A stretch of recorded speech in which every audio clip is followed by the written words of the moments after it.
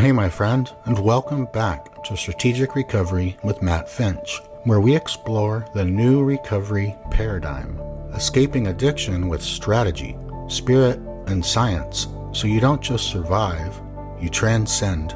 If you've been following along, you've already walked through two huge shifts. In episode 1, we broke open the old model and revealed a new multidimensional path, one that heals from the inside out instead of forcing from the outside in. In episode 2, we pulled back the curtain on why most people stay stuck, even when they're trying everything, and showed how relapse isn't failure, it's feedback. And now, in episode 3, we finally arrive at the big question. If most recovery programs fall short, then what actually works? Not just in theory, not just in statistics, but in real life, for real people, with real pain, real trauma, real cravings, and real complexity.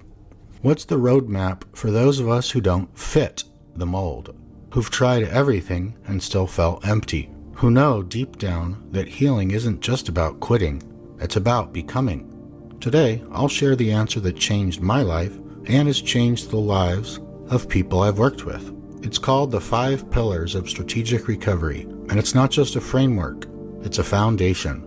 A map for becoming whole again, a way to finally rebuild your life, not around fear, but around freedom. You see, most recovery paths are one-dimensional. Maybe they focus on therapy and mindset, or spirituality and group support, or medication, supplements, and detox.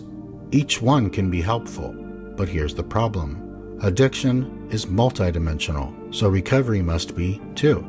If your healing journey ignores a key dimension of your being, your biology, your emotions, your relationships, your habits, or your soul, then it's like trying to rebuild a house with no foundation. And that's why most people relapse.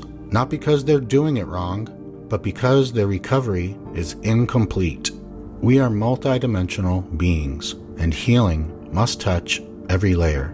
The 5 pillars of strategic recovery were born from lived experience, other recovery models and frameworks, and refined through years of coaching, teaching, and witnessing transformation. So they are grounded in science, neuroscience, functional medicine, biochemistry, spirit, purpose, intuition, soul work and connection, strategy, systems, structure, environment, and nervous system design. And most of all, compassion, because nothing sustainable comes from shame. This is more than a list. It's a way of life.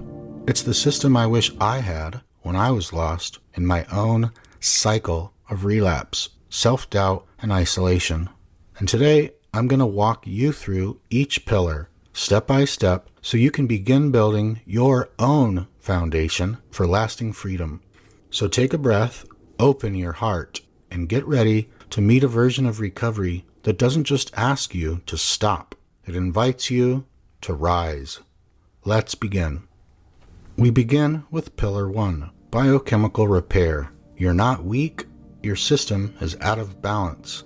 We begin where true recovery must begin, not with mindset, not with motivation, but with the body, the sacred vessel that's been carrying your pain. Because here's the truth that most recovery models overlook. Addiction is not just psychological, it's biochemical. It rewires your brain, it depletes your nutrients, it disrupts your hormones, it floods your nervous system with stress signals, and it creates a physical dependency, not just on substances, but on states. Let's break this down. When you use substances, alcohol, opiates, stimulants, even sugar or nicotine, they flood your reward system with dopamine. At first, this feels incredible. You feel energized, confident, calm, alive, like you've finally found the off switch to the chaos. But over time, your brain adapts. It says, "Whoa, too much dopamine. We need to turn the volume down." So it does. Your brain reduces dopamine receptors. It slows natural production. And suddenly, the things that once brought you joy, a hug, a sunset, a song, a good meal, feel flat, dull, empty. And so the cravings begin, not just for the substance, but for the feeling. The feeling of being okay. The feeling of being you again. This isn't about character, it's about chemistry. You can't mindset your way out of a malnourished brain. Julia Ross, The Mood Cure. But dopamine isn't the only player in this biochemical storm. Most people in early recovery are also dealing with low serotonin, depression, anxiety, insomnia, rumination, low GABA, restlessness, panic, hypersensitivity, endorphin depletion, physical pain, emotional numbness, glutamate dysregulation, brain fog, mood swings, cravings, high cortisol and adrenaline, chronic stress, irritability, burnout, disrupted circadian rhythms, poor sleep, hormonal imbalance, fatigue, inflamed gut microbiome, mood crashes, immune suppression, and serotonin deficits, because 90% of serotonin is made in the gut. Now imagine all that chaos swirling inside of you, and then someone says, just go to meetings, or you need to want it more. It's not a lack of will, it's a lack of regulation. Your nervous system is screaming for balance, and no amount of shame can bring it back into harmony.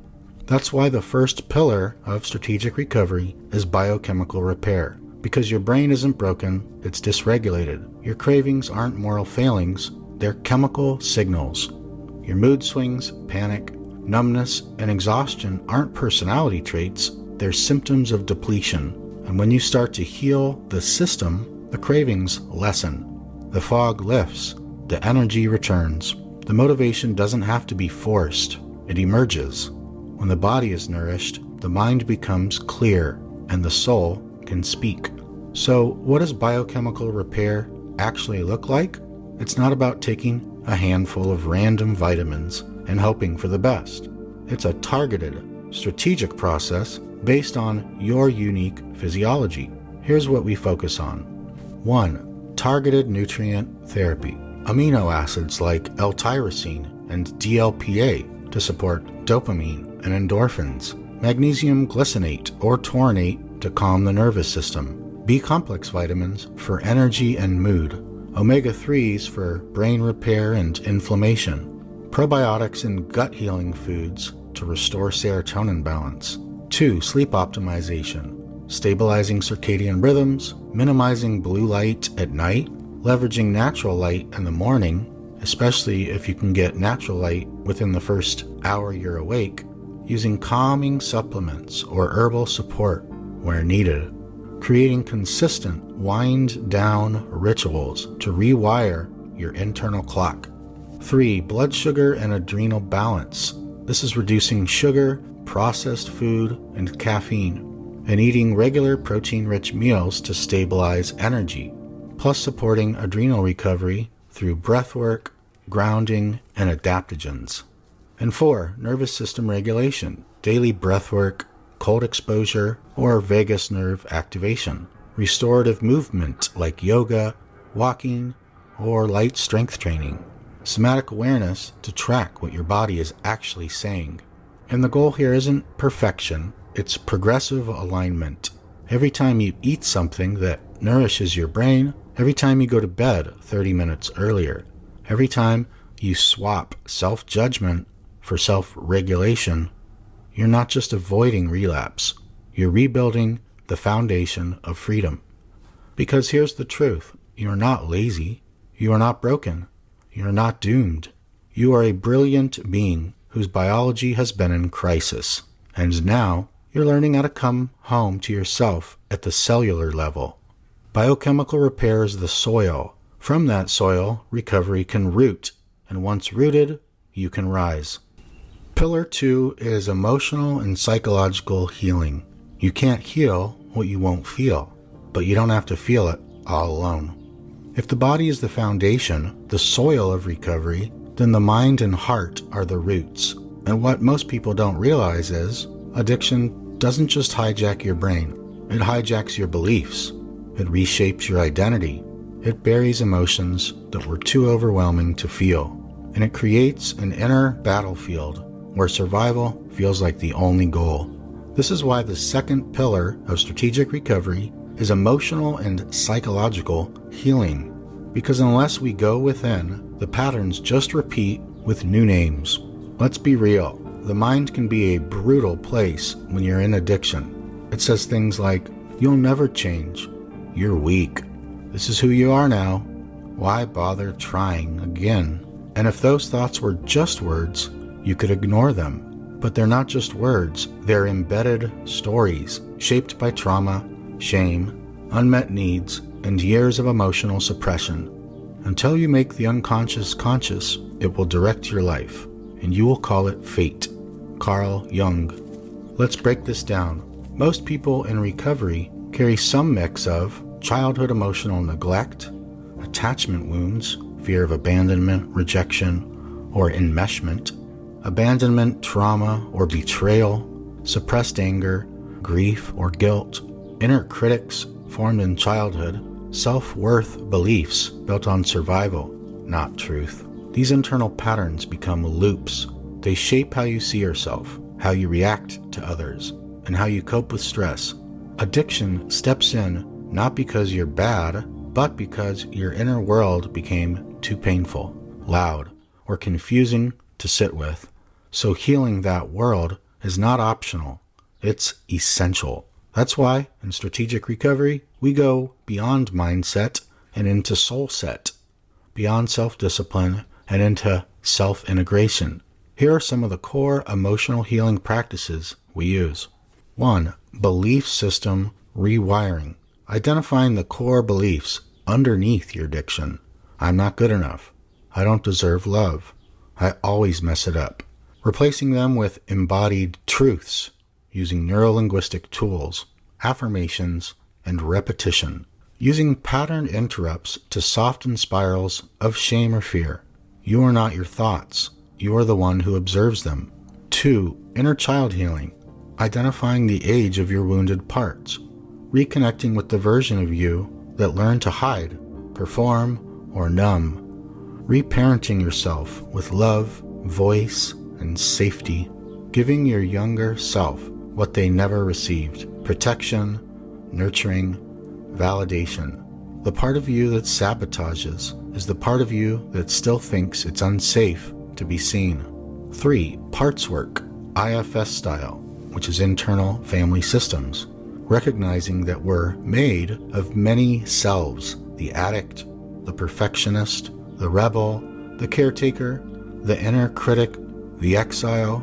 Learning how to lead these parts instead of fight them. Bringing them into harmony so your nervous system isn't battling itself every day. All parts are welcome. None are exiled, and none of them are truly you. 4 is emotional regulation and somatic practices, which is using your breath, posture, voice, and movement to move emotions through you, and learning how to feel safely instead of bypassing or collapsing. Identifying emotional triggers and learning how to self-soothe in real time. The body remembers what the mind forgets, so we give the body a voice. And 5, journaling, shadow work, and compassionate inquiry. Asking deeper questions. What am I really feeling beneath this craving? Whose voice is this? What does my soul want to say that my addiction has been trying to silence? And learning how to sit with discomfort long enough to hear the truth behind the pain. Here's the most important thing I can tell you about emotional healing. You don't have to fix yourself. You just have to face yourself. Lovingly, gently, truthfully. The part of you that's been addicted, it's just the protector. It's not the real you. The real you is still whole and is now becoming strong enough to hold the parts that were once too heavy to carry. You are not a project to fix. You are a presence to reclaim. And when you bring light to the places that once lived in shadow, when you stop exiling your fear, your grief, your rage, your tenderness, when you stop white-knuckling it and start listening instead, that's when the war ends. That's when peace becomes possible, even in the midst of the storm. This is emotional sovereignty. This is identity reclamation. This is real recovery from the inside out. Oftentimes, Pillar 3, social and relational healing, is left out of a person's recovery program. Addiction isolates. recovery reconnects. We've restored the body, we've begun healing the inner world of emotions and identity. Now we turn to something most people underestimate, yet it has the power to either ignite your healing or completely sabotage it. That power is relationship. And that's why the third pillar of strategic recovery is social and relational healing, the sacred, strategic art of reconnecting to others without losing yourself. Here's a hard truth. Addiction doesn't just damage your health, it damages your relationships. And not just with others, but with yourself. You stop trusting your own word. You hide. You lie. Not because you're evil, but because shame taught you to survive at any cost. You lose touch with the part of you that feels safe in connection. And so isolation becomes your new normal. You smile in public, but collapse in private. You withdraw from people who love you, or choose people who wound you. You crave closeness, but fear vulnerability. You long to be seen, but are terrified of judgment. This isn't personal failure. This is relational trauma. We are wounded in relationship, and we heal in relationship. Dr. Don Siegel. The nervous system is relational. From the moment you were born, your brain has been shaped by co-regulation, the felt sense of being safe, seen, and soothed in someone else's presence. If you didn't get that as a child, if love felt conditional, chaotic, or unsafe, then your nervous system learned that people equals danger. So now, as an adult in recovery, your system may still be scanning for threats, even in healthy relationships. Healing is not just about who you let go of, it's about who you learn to receive. This is why relational repair is non-negotiable in true recovery, because no matter how many books you read, supplements you take, or affirmations you repeat, if you don't feel safe being seen, your body will keep guarding your heart, and the addictive pattern will find a way back in. Here's how we repair this in strategic recovery. 1. Boundaries as nervous system armor. Boundaries aren't just walls, they're about clarity. We teach you to honor your yes and your no without guilt. You begin recognizing emotional vampires, energy leaks, codependent dynamics, and course-correcting with grace. The first step to freedom is learning who gets access to your energy. Number 2, nervous system co-regulation. We help you identify relationships where your body feels calm, safe, and relaxed, not tense, performative, or exhausted. This includes healthy friendships, coaches, groups, partners, and mentors who can hold space without fixing or judging. You learn to trust safe connection again. Recovery isn't just behavioral, it's biological, and connection is the medicine. 3, authentic communication and repair. You begin expressing your needs without shame. You learn how to pause before reacting, speak your truth with kindness, and listen without self-abandoning. And when rupture happens, because it will, you know how to repair, not run. 4, letting go of toxic connections. If you're still surrounded by people who normalize dysfunction, belittle your healing, or expect you to stay small, you may have to grieve them and release them. Not from hate, but from love for the version of you you're becoming. Some relationships were built for the old you, and that's okay, but the new you deserves different soil. And 5, finding your soul-aligned tribe. One of the most transformational things you can do is surround yourself with people who reflect your highest self back to you. Whether that's in a recovery group, a mastermind, spiritual community, or one trusted friend, this is the fuel for sustainable growth. You learn how to be celebrated, not just tolerated. Let me be clear. Recovery is not a solo mission. It is a relational repair process. It is about rebuilding trust in others, yes, but especially in yourself, because when you start choosing love over fear, truth over performance, alignment over approval, you become someone who doesn't just recover, you become someone who leads others home. Healing happens in community, freedom flourishes in connection, and your next level of growth is hiding inside your next level of relationships. So now let's move on to Pillar 4, Environmental Mastery. Your environment shapes your identity, often more than your intentions. You've done the inner work, you've begun restoring your biology, your emotions, your relationships, but now we step into something invisible and yet incredibly powerful. Your environment, the spaces, structures, and sensory inputs that shape your daily reality. Because here's a hard truth no one talks about. You can't heal in the same environment that made you sick. Your brain is a pattern-detecting, energy-saving machine. It responds to cues, and most of those cues come from the world around you, not from inside your head. This is why the fourth pillar of strategic recovery is environmental mastery. Because if your surroundings don't support your healing, they'll sabotage it, subtly, repeatedly, unconsciously. Let's break it down. Every time you walk into a room, open your phone, sit at your desk, or drive a familiar route, you're triggering neural associations.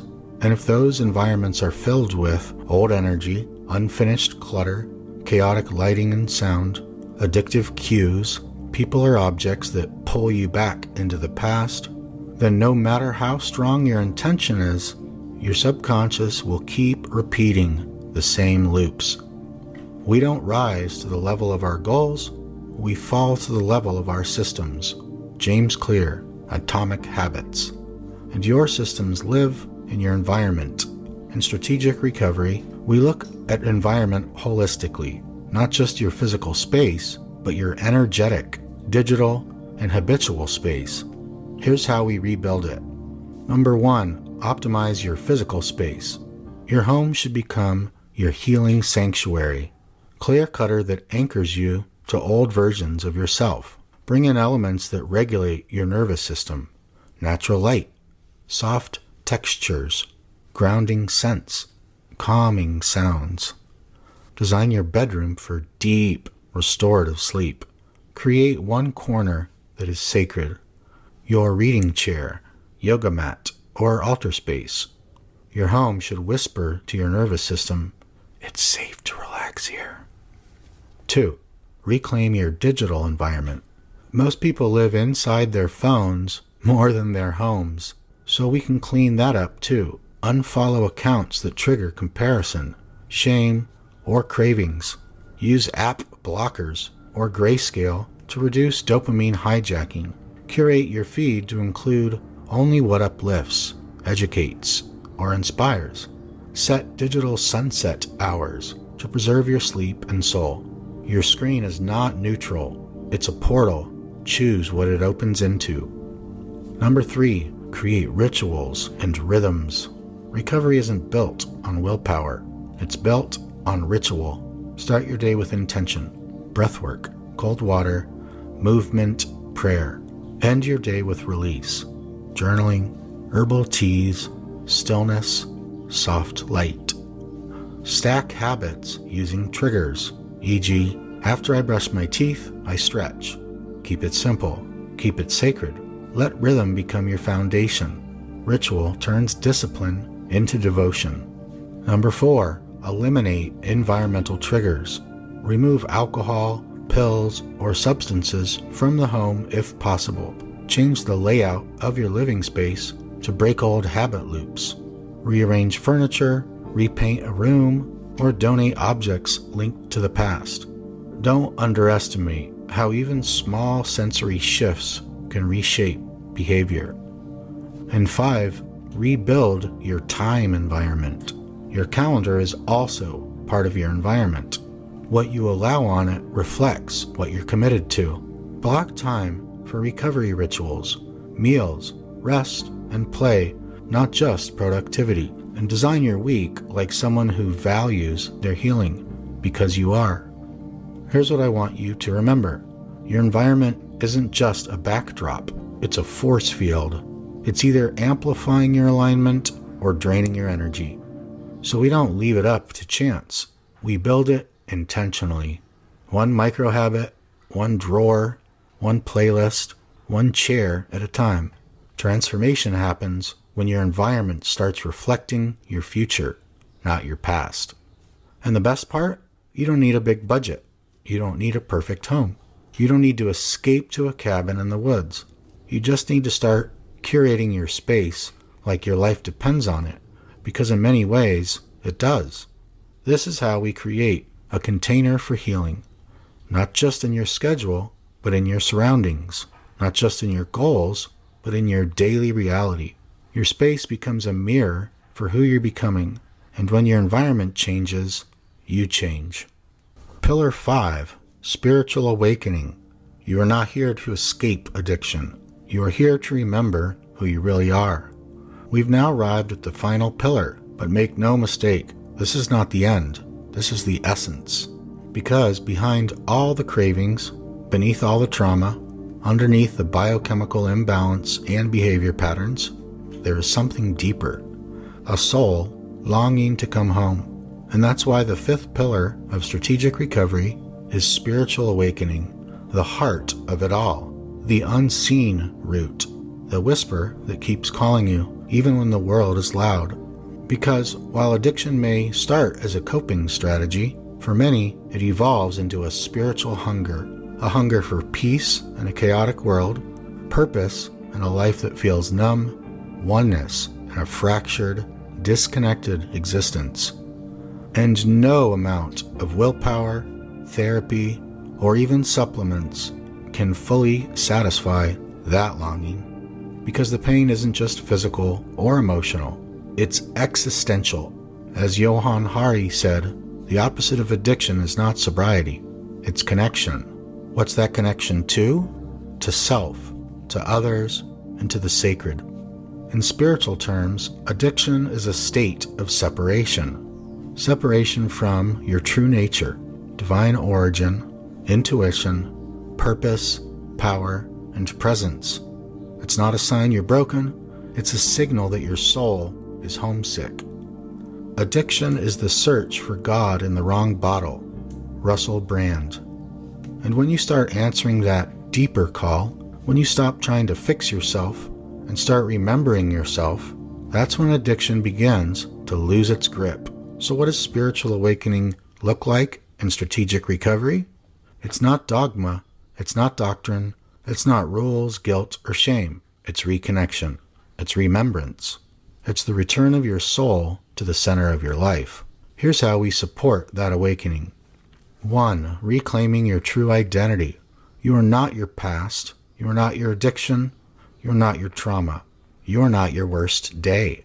You are a soul, eternal, unbreakable, radiant, a being of infinite worth, complete and whole and perfect, experiencing life through the lens of healing.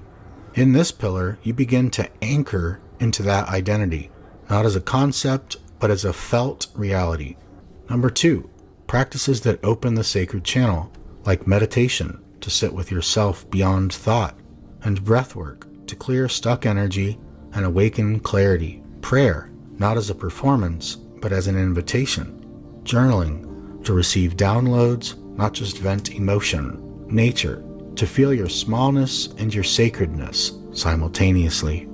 When I am silent, I hear the voice that addiction tried to drown. Number 3 is facing the existential questions. Why am I here? What is this suffering teaching me? What is trying to be born through this breakdown? What version of me is emerging from the ashes? This is where your recovery stops being about sobriety and starts becoming about soul expansion. And 4, forgiveness and grace, forgiving yourself truly, deeply, releasing the past, not forgetting but transforming, letting go of punishment as a way of growth, opening to grace, the idea that maybe, just maybe, you're already enough. Forgiveness is not saying what happened was okay. It's saying, I am no longer willing to carry it. Unknown. 5, awakening to purpose. As the pain clears, something else arises. A calling, a mission, a sacred assignment. Not in the hustle sense, but in the divine timing sense. You begin to feel that your life is not random. Your suffering is not meaningless. Your story can be used to heal yourself and perhaps, one day, to heal others. Your mess becomes your medicine. Your wounds become your wisdom. Here's the truth. You're not just a bundle of trauma. You're not just a dysregulated nervous system. You are not just a biochemical machine. You are a soul on a path. And the moment you remember that, the healing accelerates. Cravings lose their magnetism. Triggers lose their dominance. Addiction begins to dissolve, not from force, but from light. Because when your soul comes online, the part of you that once needed the escape simply no longer runs the show. You don't need to become someone new. You just need to remember who you were before the world taught you to forget. This is the fifth pillar. This is the turning point. This is where recovery becomes reunion. From battle to alignment, you no longer have to fight addiction. You get to transcend it. So now you've met the 5 pillars of strategic recovery. Not steps, not stages, but dimensions. 5 core energies, 5 sacred lenses, 5 systems that govern your healing. They're not linear. They're not hierarchical. They are interwoven. And when they begin to align, not perfectly, but progressively, something powerful happens. You stop fighting addiction, and you start transcending it. Because healing isn't about fixing a flaw. It's about restoring your wholeness. It's about building a life where the version of you that needed to escape no longer runs the show. It's about coming home to your body, your soul, your rhythm, your relationships, and your highest self. So I want to leave you with one simple question. Which pillar is weakest for you right now? Is it the body? Depleted, foggy, wired, and tired? Is it the emotions? Repressed, raw, or chaotic? Is it relationships? Isolating, enmeshed, or toxic? Is it your environment? Cluttered, disorganized, or overstimulating? Or is it your spirit? Disconnected, disillusioned, or asleep? Pause. Feel. Listen. Because your next breakthrough isn't about doing everything. It's about strengthening the one thing that's been collapsing your foundation. Recovery doesn't ask for perfection. It asks for integration. And the more of you that comes online, the more of you that gets seen, heard, held, and aligned, the less you'll need to escape. The more you'll want to expand. This is strategic recovery, not white-knuckling, not bypassing, not a one-size-fits-none formula, but a new way forward, one that honors all of you. Body, mind, spirit, structure, soul. And my friend, you deserve a recovery path that sees all of you, not just the parts that look okay, not just the parts that fit a program, but the raw, radiant, evolving you. Thank you for being here. Thank you for saying yes to yourself. Thank you for being brave enough to believe there's a better way. In episode 4, we'll go even deeper into how to rewire your brain after addiction, so that freedom doesn't feel like a daily fight, but a natural state of being. Until then, remember this. You are not broken. You are not behind. You're not too late. You are just missing the right map. And now, you have it. Keep rising. Keep remembering. Keep returning to the truth of who you really are. I'll see you next time. If you enjoyed this episode, I've got a few quick favors to ask that really help spread the mission of strategic recovery. First, make sure to follow or subscribe so you never miss a new episode. Second, if you're on Apple or Spotify, leave a quick rating and review. It helps more than you know. Third, head over to getstrategicrecovery.com to join the email list and access free tools, trainings, and exclusive resources. And finally, if you know someone who's stuck in addiction or recovery burnout, share this episode with them. You might be the spark that changes everything. And if you're ready to go even deeper, soon I'll be coming out with my full program, the Strategic Recovery Code, a proven 5-pillar system to heal addiction from the inside out using strategy, science, and soul. You can learn more at getstrategicrecovery.com. sobriety.com.